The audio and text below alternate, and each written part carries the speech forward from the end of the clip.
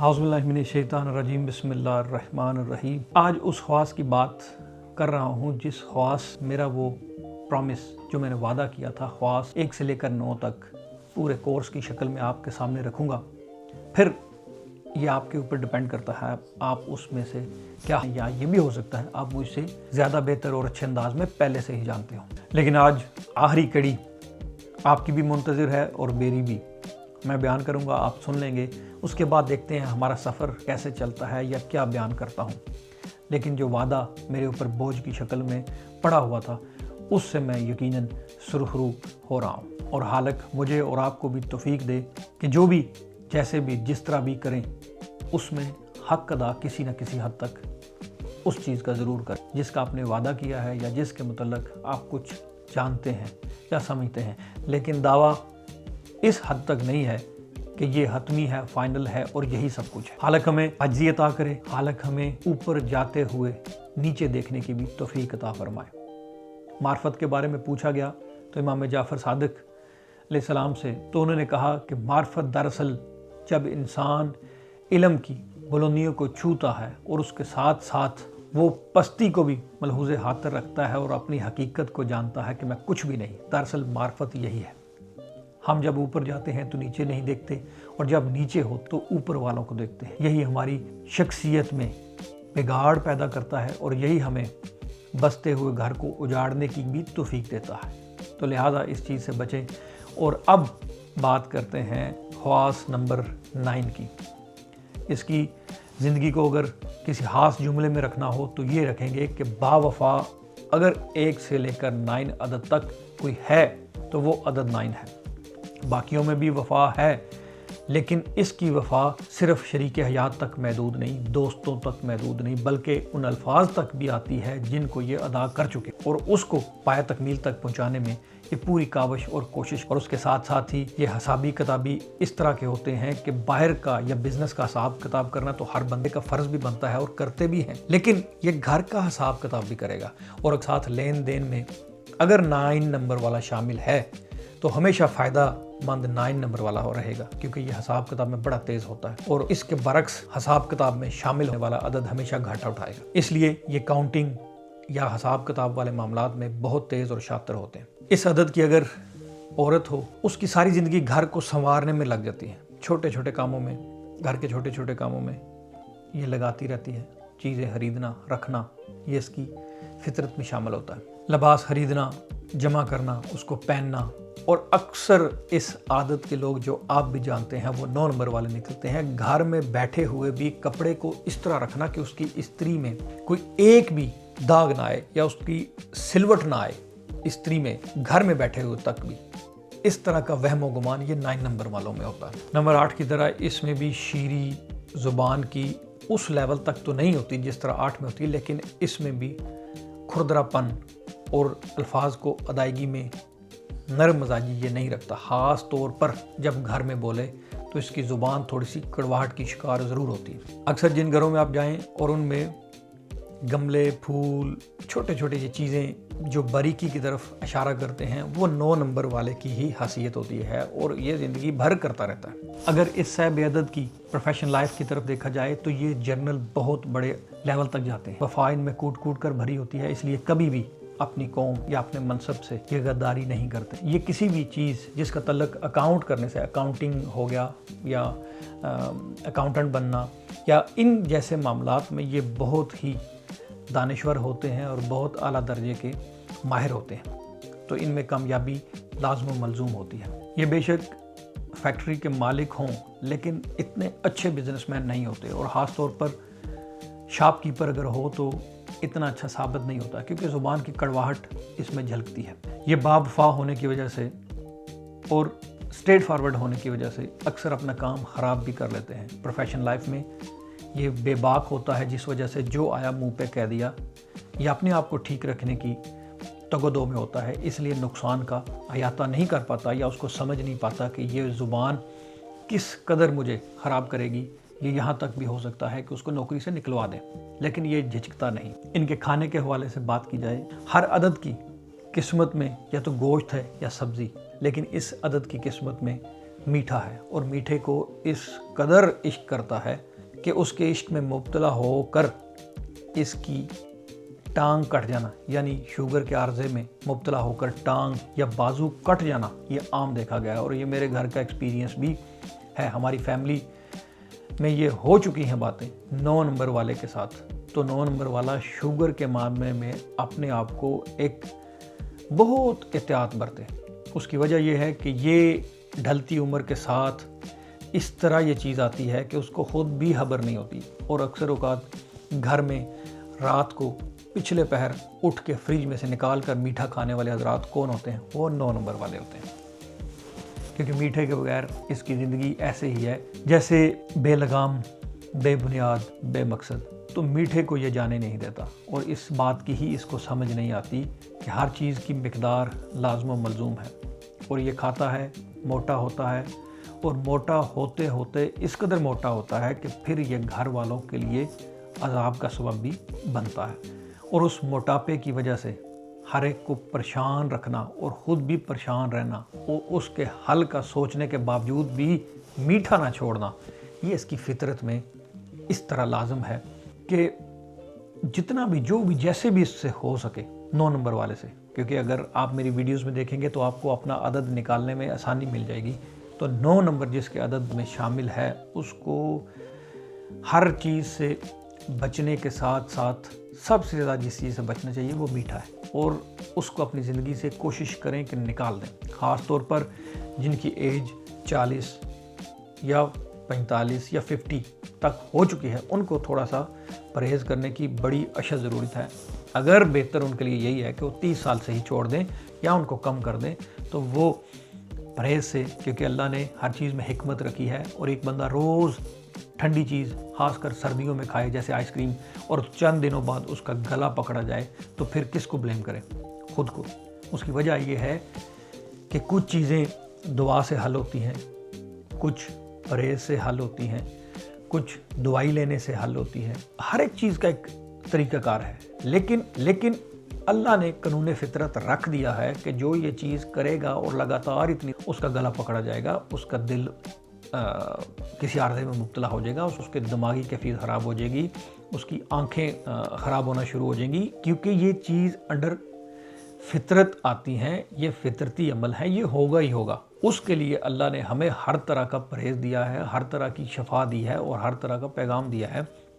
तो इस वजह से अदद में ये एक राज है कि उस चीज़ को समझा जाए, 9 वाले को ख़ास तौर पर, कि उस चीज़ से परहेज़ करे कि मीठा कम कर दें। मीठे के साथ साथ इसको गोश्त की भी लत होती है, लेकिन उसका नंबर 2nd पोजीशन पे आता है, यानी नंबर 2 पे। तो सबसे पहले जो बात मीठा और उससे वो परहेज़ करे तो सबसे बेहतर है। फिर अर्थराइटिस इस अदद में आम देखा गया है, और उस अर्थराइटिस से सारी ज़िंदगी ये दो चार रहता है, लेकिन उसके हल की कोशिश ये अपने परहेज़ से नहीं करेगा। दवाई, मेडिसन, बाकी चीज़ों के पीछे लगा रहेगा, लेकिन ये नहीं सोचेगा कि ये चीज़ मैं छोड़ दूँ। क्यों? छोड़ने की तरफ नहीं आता। तो इस वजह से यहूद के लिए भी अज़ाब बनता है और अपने चाहने वालों, इर्द गिर्द रहने वाले लोगों के लिए भी बनता है। एक तो शुगर, ऊपर से गोश्त खोर, ये चीज़ें इसको दिल की बीमारी की तरफ धकेल देती हैं, और गुस्सा ज़ुबान की बद अखलाकी से बढ़ता हुआ 8 नंबर वाली शक्ल इख्तियार कर लेता है। और फिर क्या होता है? घर में, बाहर, हर तरफ अज़ाब पैदा किए रखना।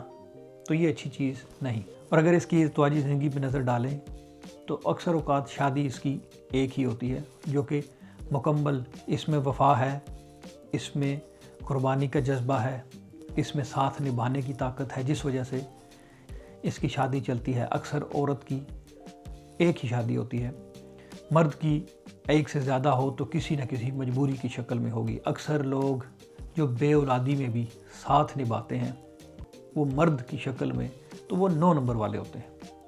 औरत तो निभाती है, लेकिन मर्द फैमिली के हवाले से या किसी और ज़रूरत के हवाले से इस तरह की होती हैं कि उसको निभाने की ताकत उतनी नहीं होती जितनी औरत को होती है। लेकिन अगर जो निभाते हैं तो वो भी नंबर 9 वाले होते हैं। और दुआ करें कि इस नंबर की शादी 6 नंबर से ना हो, क्योंकि 6 और 9 का तनासुब कभी भी नहीं बैठता इज़्तिवाजी ज़िंदगी में। कहते हैं कि अगर इनकी शादी हो जाए तो ऐसे ही है जैसे दुनिया में दोज़ख हो जाना, यानी दोज़ख का माहौल पैदा हो जाना, कभी सुकून नहीं। बंदा बाहर जाएगा, जब घर आएगा तो वही कैफियत, वही मसले, वही मसाइल। तो कुछ अदद के लिहाज से बड़े ही नामुनासिब होते हैं। और अगर इस साहिब अदद के शौक़ की बात की जाए तो इसको जानवर पालना, ख़ास करके छोटे जानवर, और अगर इस साहिब अदद के शौक़ पर बात की जाए तो जानवर पालना इसकी हॉबी में शामिल होता है। और जानवर पे जैसे घर में ये टाइम सर्व करता है, इसी तरह जानवर को भी सजाने में, संवारने में ये अपना वक्त ज़ाया करता रहता है। और वक्त ज़ाया की बात मैं कर रहा हूँ, उनके नज़दीक ये बात हरगिज़ नहीं होती। क्यों? जो जिसका शौक़ हो वो ना वक्त में तोला जा सकता है, ना उसको किसी और चीज़ के सहारे रखा जा सकता है, बल्कि वो शौक़ है, वो अंदर से निकली हुई एक खूबी है जो आपके हवास का हिस्सा है, जो आपकी परवरिश का शायद हिस्सा है, या जो आपके अंदर से एक वैसे ही डेवलप हो चुकी है, आपको बाहर वाला माहौल देखते हुए या फिर एक सोच के तहत। तो उसका कोई मुतबादल नहीं होता, वो फिर एक चीज़ है तो है। ये साहिब अदद खेल, एथलीट या गेमों में इंटरेस्ट हरगिज़ नहीं करता।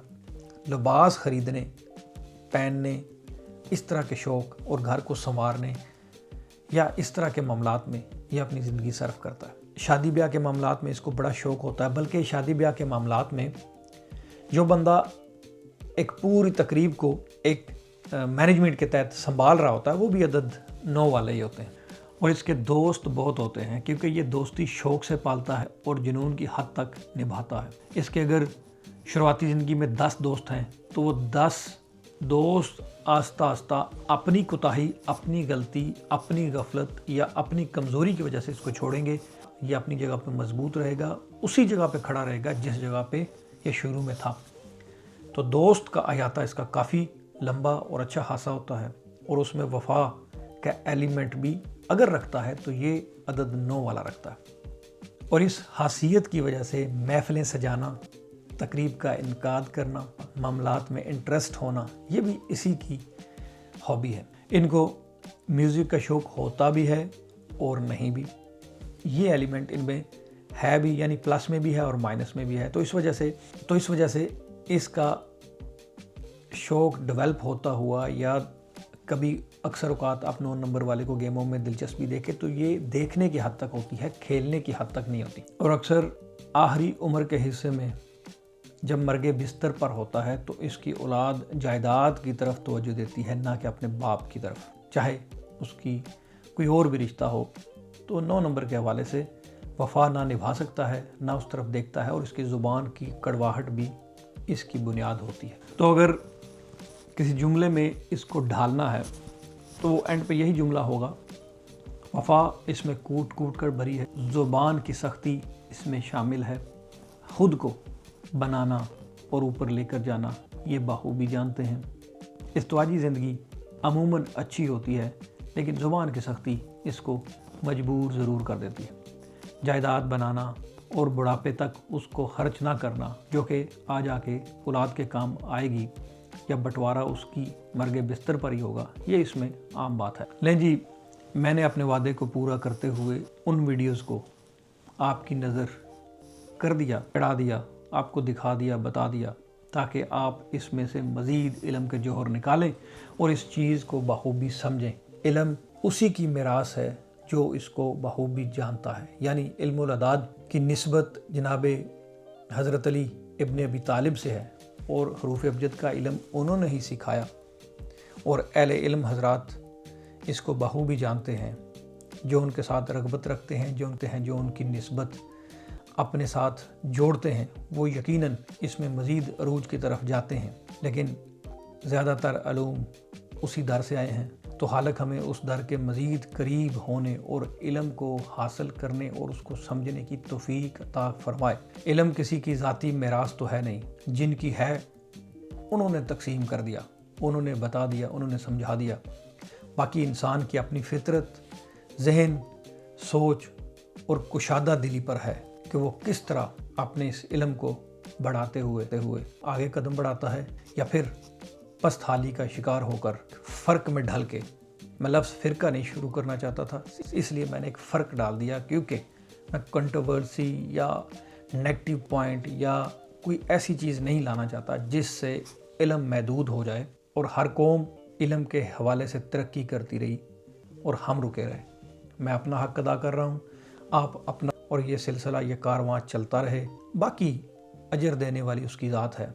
आप कोई भी अमल करते हैं तो उसकी नीयत होती है कि कुर्बतन इल्लल्लाह, लेकिन उसकी गारंटी नहीं होती। आपके ज़िम्मे कोशिश है या उसके हवाले से अजर या उसको पाया तकमील या उसको कबूलियत का शरफ़ देना, ये आपके हाथ में नहीं, मेरे हाथ में नहीं, ये उसके हाथ में है।